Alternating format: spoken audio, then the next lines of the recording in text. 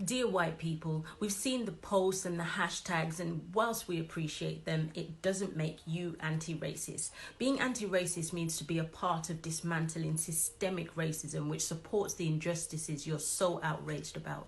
Being anti-racist means to acknowledge your own privilege and be willing to call out institutions even though you benefit from them.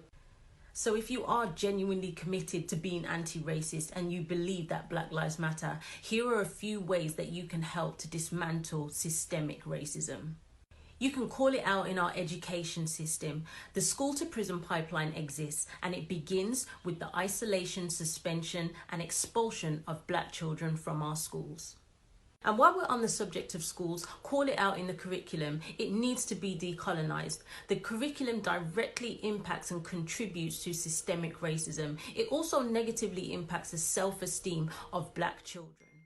Call it out in healthcare. Black people are 4 times more likely to be detained under the Mental Health Act, 4 times more likely to contract and die from COVID, and 5 times more likely to die in pregnancy and childbirth.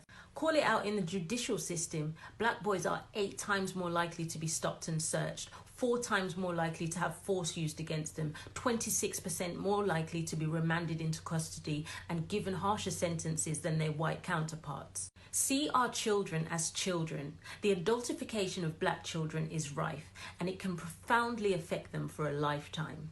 Call it out in your place of work or in an environment in which you share space with Black people. We experience microaggression after microaggression on a daily basis. Call out your co-worker, call out your boss. Listen when you are criticized. Stop asking us for our takes on racism or for us to retell our racist experiences to you. We have said everything that needs to be said. Anything you need to know is already out there. It's now time for you to do the work. Oh, and don't touch our hair.